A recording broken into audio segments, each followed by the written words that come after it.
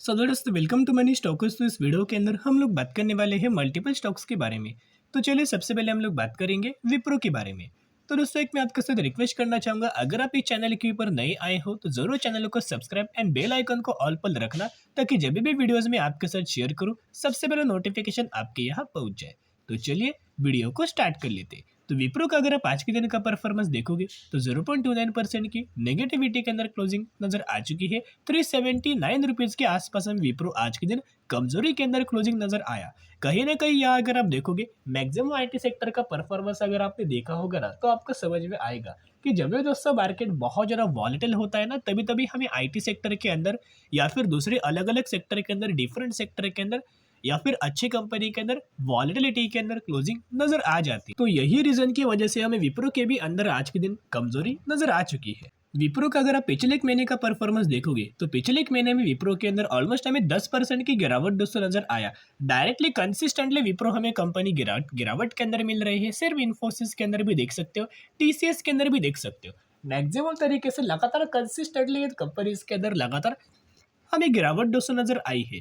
और इस गिरावट के पीछे का रीजन अगर आप देखोगे ना, तो सबसे पहला रीजन कि आपको पता होगा कि बैंकिंग फाइनेंशियल सर्विसेज, यानी कि जो बैंकिंग फाइनेंशियल सर्विसेज, ये इस सेगमेंट के अंदर हमें तीनों कंपनीज काम करता है। एंड सबसे पहले पास्ट के अंदर जो 20 सालों में कंपनी ने इतना ह्यूज अमाउंट ऑफ परफॉर्मेंस किया है ना, वो किसके ऊपर से किया है? क्योंकि बैंकिंग फाइनेंशियल सर्विसेज ही ऐसा सेगमेंट है इन कंपनीज को बहुत अच्छा खासा मल्टीबैगर परफॉर्मेंस करके दे रहा था। लेकिन दोस्तों करेंटली हुआ क्या कि बैंकिंग फाइनेंशियल सर्विसेज इस सेगमेंट के अंदर हमें गिरावट नजर आया, लगातार क्रैश नजर आया।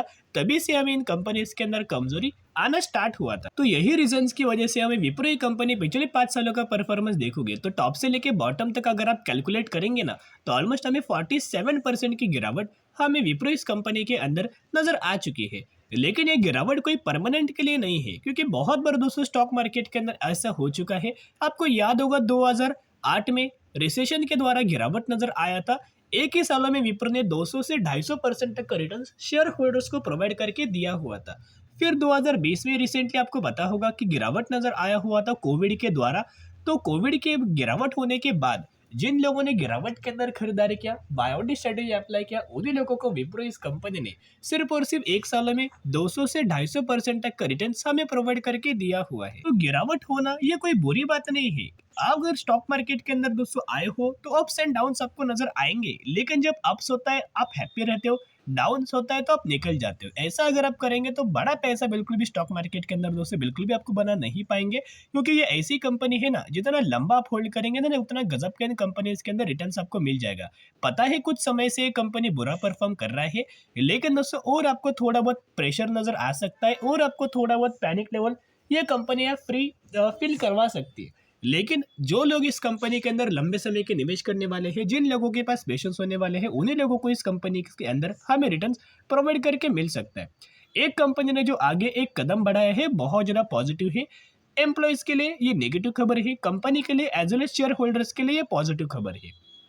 देखिएगा, Wipro likely to skip pay hikes for top performance in key business line, यानी कि कहीं ना कहीं अगर आप देखोगे इस साल कंपनी ने क्या किया है, जो हाइक कंपनी करने वाला था, एम्प्लॉयज को जो हाइक्स देने वाला था, वो करंट बेसिस के ऊपर हमें स्किप करते हुए नजर आया है। अब ये हाइक्स अगर दोस्तों स्किप करेगा ना, तो सबसे बड़ा बेनिफिट हमें विप्रो को नजर आएगा। इनका मार्जिन इंप्रूव होगा, इनका रेवेन्यूज इंप्रूव होगा, इनका प्रॉफिट्स इंप्रूव होगा, एंड इन तीनों पैरामीटर्स के अंदर इंप्रूव नजर आएगा। तो अगला जो आने वाला Q3 का जो रिजल्ट आने वाला है, उसके अंदर भी नंबर्स के अंदर थोड़ा बहुत इंप्रूव नजर आ सकते हैं। तो अब हम आ चुके वॉल्यूम्स के डेटा के ऊपर। तो विप्रो के अंदर दोस्तों वॉल्यूम्स का अगर आप आज के दिन का डेटा देखोगे तो 56 लाख का वॉल्यूम हमें आज के दिन विप्रो इस कंपनी के अंदर नजर आ चुका है। साथ में बहुत ज्यादा चांसेस ये है कि जब मंडे के दिन हमें विप्रो कंपनी के अंदर ओपनिंग नजर आएगा, जब स्टॉक मार्केट ओपन होगा, तो डायरेक्टली विप्रो के अंदर एक तो अच्छी खासी रैली हमें नजर आ सकती है, क्योंकि विप्रो इस कंपनी के अंदर मार्केट क्लोज होने के बाद एम ऑर्डर लग चुका है, आफ्टर मार्केट ऑर्डर लग चुका है। बाइंग के लिए कितना क्वांटिटीज लगा है आप समझ सकते हो दोस्तों,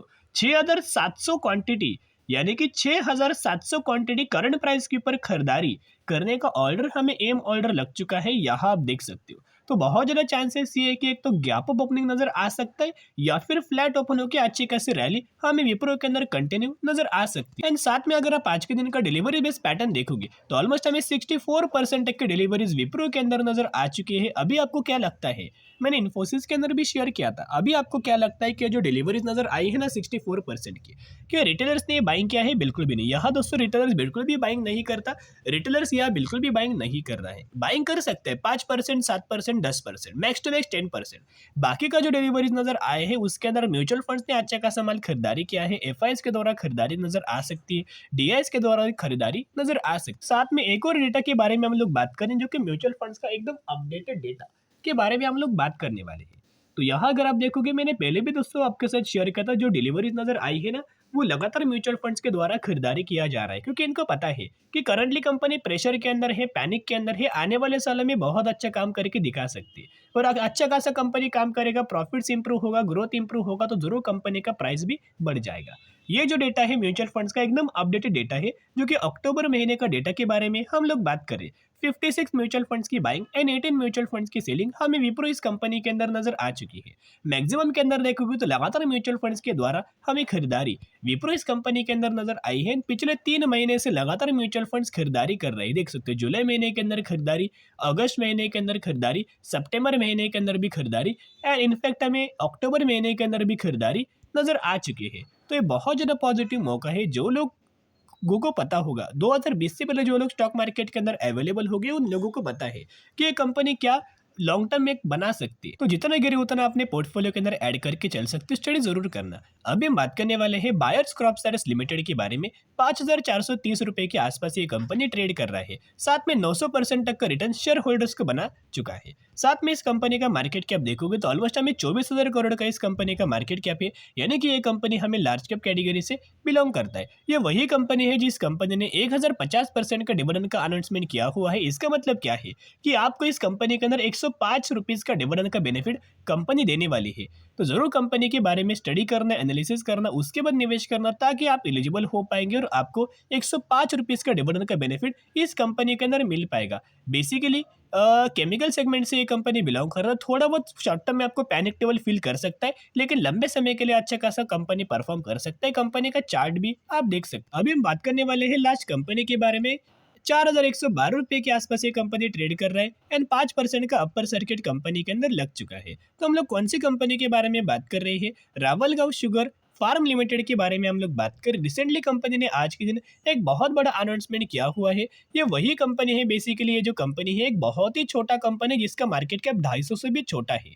तो जिसकी वजह से इस कंपनी ने अनाउंस किया है 10:50 रेशियो के अंदर स्प्लिट का बेनिफिट हमें कंपनी ने अनाउंसमेंट किया है। इसका मतलब क्या है कि अगर आपके पास इस कंपनी के 10 शेयर होंगे तो 10 के बदले 50 शेयर आपको इस कंपनी के अंदर मिलने वाला है एंड इसी रेशियो के अंदर इसी कंपनी के अंदर आपको स्प्लिट का दोस्तों बेनिफिट मिलने वाला है।